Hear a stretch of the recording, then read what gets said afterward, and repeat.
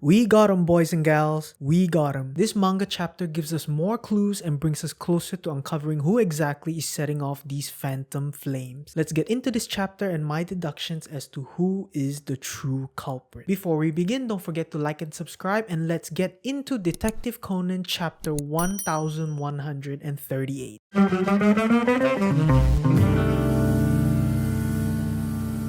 Tamaki takes off her burning parka and the gang quickly douse it. Everyone seems to think it was just a spark from the bonfire nearby that caused the flame, but Conan thinks otherwise. Here they also very randomly reveal that both Tamaki and the recently deceased Takehiko were an item. And I say randomly because this bit of information was not even subtly worked into the story at all, it just sort of comes up out of nowhere. Everyone has mixed feelings about what they just saw and they return to the lodge. Here Conan is given more information about how Takehiko actually perished in the lodge fire. Besides being burned alive, he was also suspected of having suffered blunt force trauma.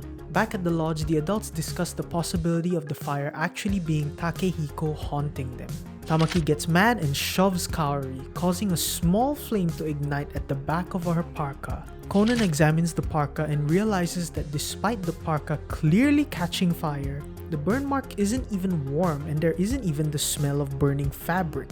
On the way to dinner, the gang take 3 separate cars. Tamaki, Shichisuke, and Kaori in one car, Yuta in the Mini with a broken heater, and the gang in Agasa's Beetle. It's here we learn that Kaori is a bit of a clean freak, constantly using hand sanitizer. This is so obviously a clue, but I really have no idea how it plays into the mystery, but I just thought I'd mention it anyway. And Shichisuke is having a stomachache. The 3 adults pull up to Yuta to tell him that they're gonna make a quick toilet stop. But then, all of a sudden, Yuta's sleeve ignites into flames. In shock, Yuta accidentally swerves and crashes his car, gravely injuring him. Conan, now more than ever, is determined to stop this fire-bending f***er. Okay. Quite a few things to unpack here, but before I do that, I do have to mention how frankly amateurish this writing is. I'm sorry, I know that's kind of a harsh thing to say about Aoyama, but I couldn't help but notice. In the previous chapter, characters would so nonchalantly recount a horrific tragedy, how information is just randomly fed to the audience without any subtlety,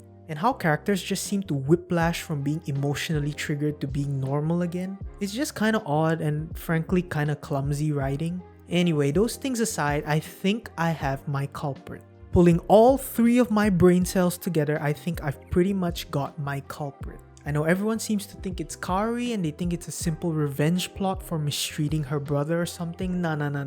For me, I think the Hannin is Shichisuke. Now let me be upfront. I have no idea how he committed the crimes and what kind of chemical wizardry he implemented to light those parkas on fire. I just don't. Trust me, I tried looking it up. I have no idea how it's done. However, what I do know is this. It most likely has something to do with the wind. Remember how in the previous chapter there was wind blowing in the background right before Tamaki's sleeve caught fire? Well, after Yuta rolled his windows down, presumably exposing his sleeves to the wind as well, it also caught fire. And in this instance, Shichisuke was the only person who was able to manipulate the situation so that Yuta would ultimately have to roll down his windows. It's kinda simple actually, just fake a stomachache.